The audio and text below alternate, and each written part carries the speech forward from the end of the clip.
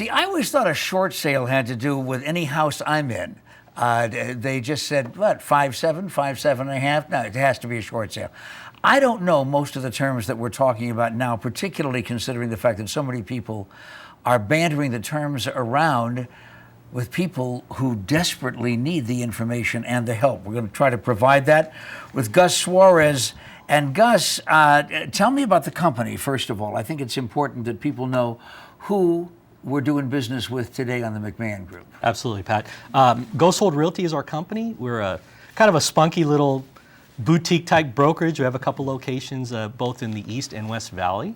And our whole goal when we started Gosold Realty is we'd had the opportunity to work with hundreds and hundreds of clients over the years.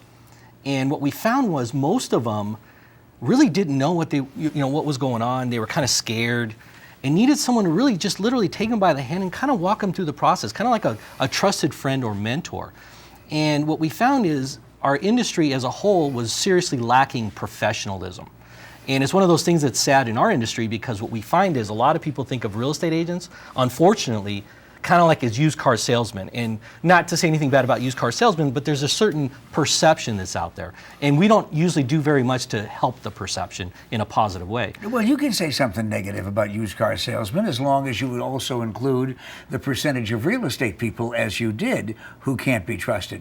You, I know, because we don't invite just anybody here, you are really going to be trusted because you're going to be telling people right now on the McMahon Group the 5 mistakes that people most often make selling their home. Absolutely, and actually I brought the report. What we did is we said, we've worked with hundreds and hundreds and hundreds of clients over the years, and we've asked them, hey, what are the things that you didn't know that you were most concerned about before you got into business with us?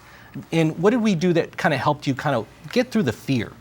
And what we found is they had common mistakes, but what we found is the people that didn't successfully sell their homes, or if they did eventually sell, took them forever, didn't sell them for very much money, we found there were common threads of mistakes that were made. And we said, okay, as a benefit to the consumer, we need to create some sort of a consumer notice. And what we did is we came up with the top 5 seller mistakes. Here, let me hold that up. As you talk about the top 5 in digest form, I want everybody to remember that you can also read it here, and you're going to tell everybody where they can get this even before you start with the top 5. Where is this available?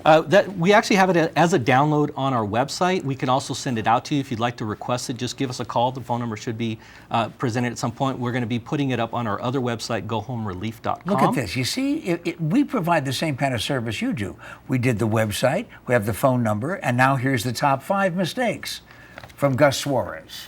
Excellent. So what we find is the number one common mistakes that sellers will make is it's their largest asset, yet they want to invest the least amount into actually trying to sell it. And we kind of say, the example we like to give is a car lot, for example. If you wanted to sell your car, you'd go and if you wanted to get really top dollar for it, probably what you do is you'd take it and hopefully be able to put it on a lot where there's a lot of people coming to see it and have maximum exposure. But what most people do when selling their home is they want to get cheap. And unfortunately, even when they hire an agent, agents don't have the kind of budgets to be able to expose the home to mass amount of people to generate the best offer on it. So what we've done is we have a multimedia approach that will majorly expose the client's home for them. But again, there's media that works and there's media that doesn't. So number 1 though is and not necessarily in order, but number 1 of the top 5 mistakes is make sure that you expose the property. Absolutely, right? proper marketing. Number 2. Number 2 is a lot of times sellers don't know what a buyer really wants, right? They'll and excuse me if I don't have these in the exact right order. But, sure. But the second one that I would say is they don't really know what a buyer's looking for. Again, especially if you're first time selling a home, the first hint I would give you is think about when you were looking for a home, right? What we've said in the past is the buyer most likely to buy your home is someone that was just like you when you bought the home.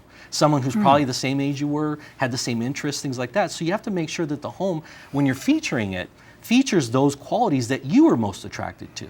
But also understand that just because you like something now doesn't necessarily mean the buyer's going to like that. So we have to make sure we highlight the home's best features and that it's exposed in the best possible light. And number 3?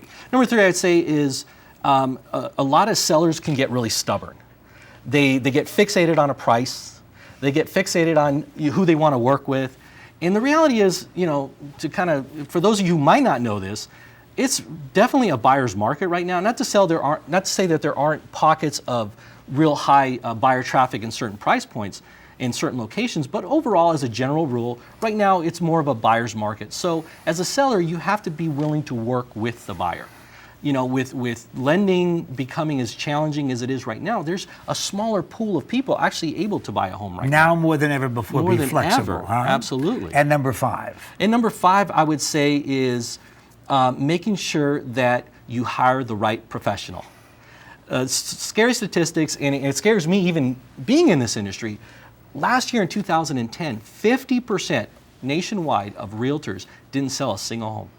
Say that again. 50% of realtors across the nation didn't sell a home last year in Astounding. 2010. So understand that when you're hiring someone, I always use the example is if I was going to get like LASIK surgery, right? Would I want to hire the doctor who maybe had some good credentials, had been in this a long time, but was only doing 5 LASIKs a year?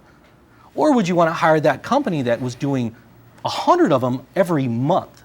I would go for the guy doing 100 of them because they get really good at it. They become a craftsman. They're not just someone who, maybe has an understanding of it, but doesn't really have the skills. Well, what about in looking for a professional to help you with all of those 5 units and to avoid the mistakes? Does it always have to be the biggest? Some of those really familiar names, huge international companies, that gets your attention right away when you see the sign. Absolutely, absolutely. Yeah, and they're featured in films and things like that. Yeah.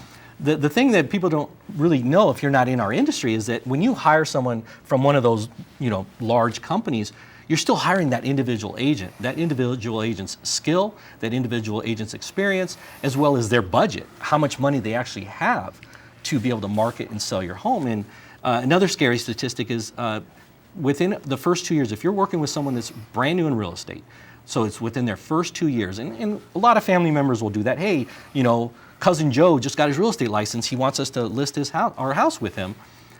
The average income for someone that's been in real estate less than 2 years is about $7,200 to $7,800 a year.